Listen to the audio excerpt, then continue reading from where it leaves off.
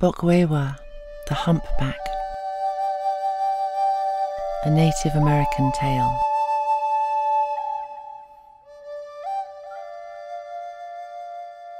Bokwewa and his brother lived in a far-off part of the country. By those who knew them, Bokwewa the elder, although deformed and feeble of person, was considered a manito who had assumed mortal shape, while his younger brother, Kwasind, manly in appearance, active and strong, partook of the nature of the present race of beings. They lived off the path, in a wild, lonesome place. Far retired from neighbours and undisturbed by cares, they passed their time content and happy. The days glided by as serenely as the river that flowed by their lodge. Owing to his lack of strength, Bokwewa never engaged in the chase, but gave his attention entirely to the affairs of the lodge. In the long winter evenings he passed his time in telling his brother stories of the giants, spirit, windigos and fairies of the older age, who in those days had the exclusive charge of the world. He also at times taught his brother the manner in which game should be pursued, pointed out to him the ways of the different beasts and birds of the chase, and assigned the seasons at which they should be hunted with most success. For a while the brother was eager to learn, and keenly attended to his duties as the provider of the lodge, but at length he grew weary of the tranquil life, and began to have a desire to show himself among men. He became restive in their retirement, and was seized with a longing to visit remote places.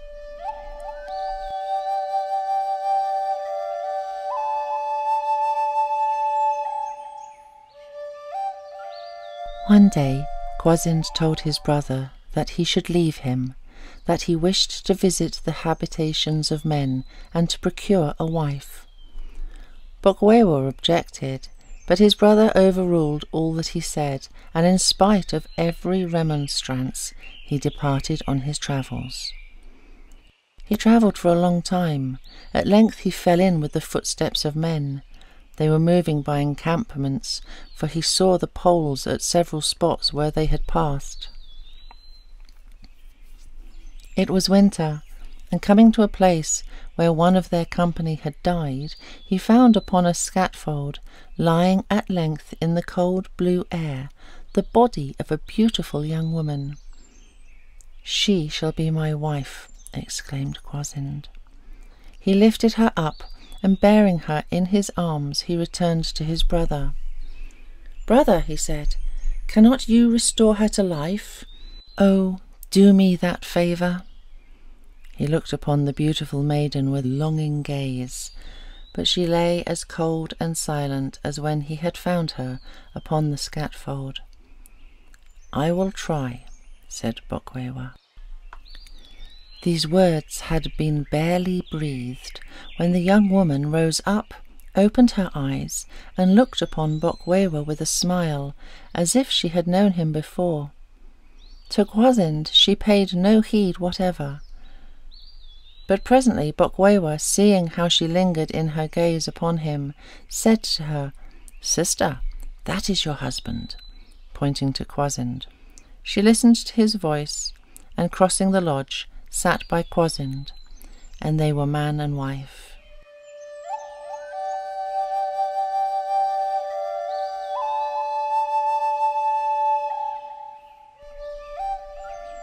For a long time they all lived contentedly together.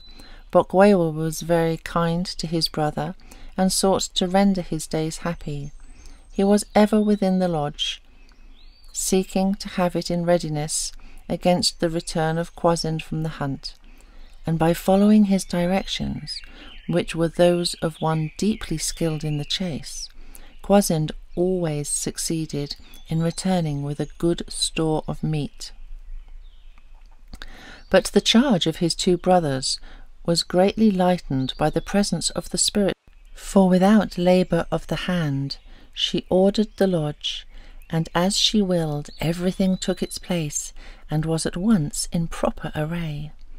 The wish of her heart seemed to control whatever she looked upon, and all obeyed her desire. But to the surprise of her husband, she never partook of food, or shared in any way the longings and appetites of a mortal creature.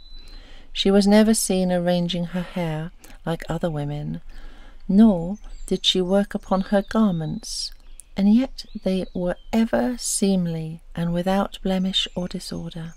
Behold her at any hour, she was ever beautiful, and she seemed to need no ornament, no nourishment, or other aid to give grace or strength to her looks. Kwasind, when the first wonder of her ways had passed, paid little heed to her discourse. He was engrossed with the hunt, and chose to be abroad, pursuing the wild game, or when in the lodge, enjoying its savoury spoil, rather than the society of his spirit wife. But Bokwewa watched closely every word that fell from her lips, and often, in conferring with her, forgot all mortal appetite and care of the body, noting what she had to say of spirits and fairies, of stars and streams that never ceased to flow, the delight of the happy hunting grounds and the groves of the blessed. One day Kwasind had gone out as usual, and Bokwewa was sitting in the lodge on the opposite side to his brother's wife, when a tall youth entered. His face was like the sun in its brightness, and he stood straight as a cedar tree.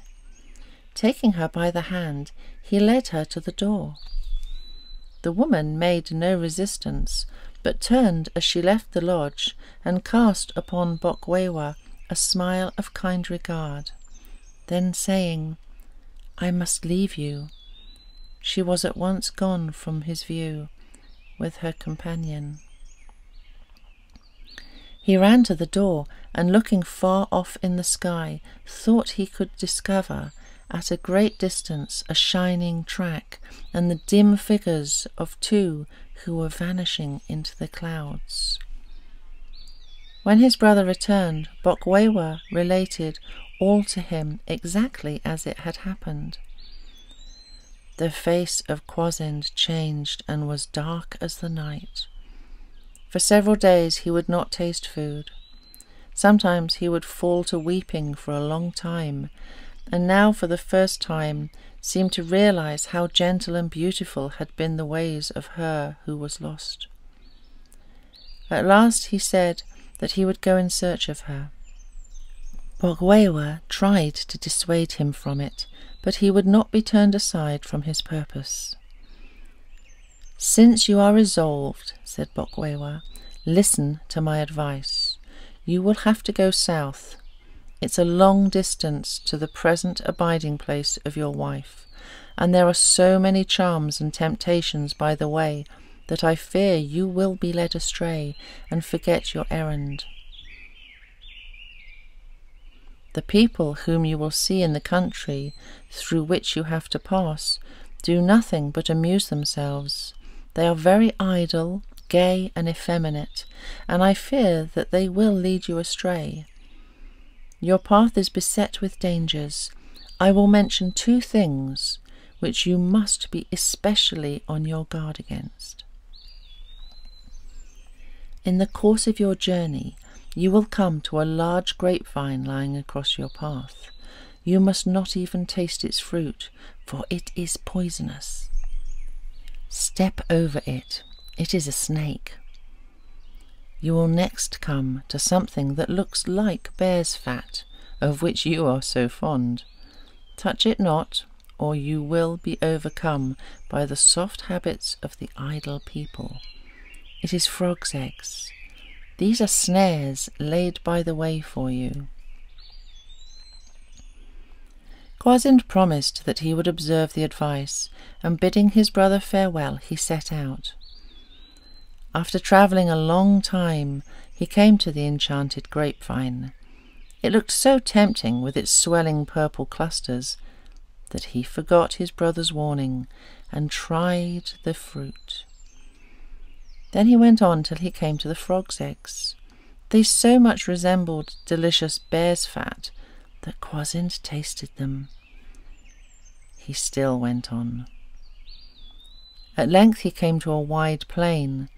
As he emerged from the forest, the sun was falling in the west and cast its scarlet and golden shades far over the country. The air was perfectly calm, and the whole prospect had the air of an enchanted land. Fruits and flowers and delicate blossoms lured the eye and delighted the senses. At a distance he beheld a large village swarming with people, and as he drew near he discovered women beating corn in silver mortars. When they saw Kwasind approaching, they cried out, "Bokwewa's brother has come to see us." Throngs of men and women in bright apparel hurried out to meet him. Having already yielded to temptation by the way, he was soon overcome by their fair looks and soft speeches, and it was not long afterward that he was seen beating corn with the women, having entirely abandoned all further quest for his lost wife.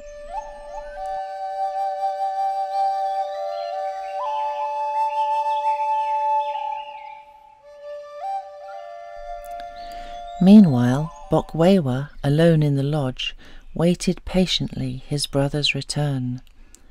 After the lapse of several years, he set out in search of him, and he arrived in safety among the soft and idle people of the south.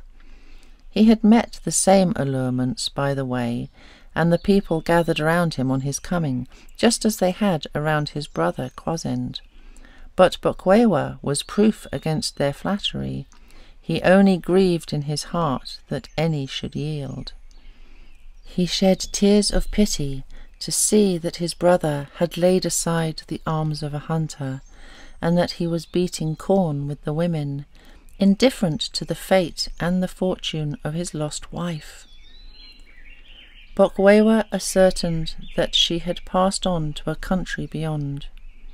After deliberating for a time and spending several days in a severe fast, he set out in the direction in which she had gone. It was far off, but Bokwewa had a stout heart, and strong in the faith that he was now on the broad path towards the happy land, he pressed forward. For many days he travelled without encountering anything unusual. Then plains of vast extent, rich in waving grass, began to pass before his eyes. He saw many beautiful groves, and heard the songs of countless birds. At length he began to fail in strength for lack of food, when he suddenly reached a high ground. From this he caught the first glimpse of the other land, but it appeared to be still far off, and all the country between, partly veiled in silvery mists, glistened with lakes and streams of water. As he pressed on, Bokwewa came in sight of innumerable herds of stately deer, moose, and other animals, which walked near his path, and they appeared to have no fear of man. And now again, as he wound about in his course, and faced the north once more, he beheld coming towards him an immense number of men, women, and children, pressing forward in the direction of the shining land. In this vast throng, Bokwewa beheld persons of every age, from the little infant, the sweet and lovely Penaisi, or younger son, to the feeble grey old man, stooping under the burden of his years. All whom Bokwewa met, of every name and degree, were heavily laden with pipes, weapons, bows, arrows, kettles, and other wares and implements. One man stopped him and complained of the weary load he was carrying. Another offered him a kettle, another his bow and arrows, but he declined all, and free of foot hastened on. And now he met women who were carrying their basket work and painted paddles, and little boys with their embellished war clubs and bows and arrows, the gifts of their friends. With this mighty throng, Bokwewa was borne along for 2 days and nights, when he arrived at a country so still and shining, and so beautiful in its woods and groves and plains, that he knew it was here that he should find the lost spirit wife. He had scarcely entered this fair country, with a sense of home and the return of things familiar strong upon him, when there appeared before him the lost spirit wife herself, who, taking him by the hand, gave him welcome, saying, "My brother, I am glad to see you. Welcome, welcome. You are now in your native land. Here you shall dwell in peace and plenty all your days." Then Bokwewa, finding himself no longer misshapen and awkward, but strong and straight, followed her into the lodge.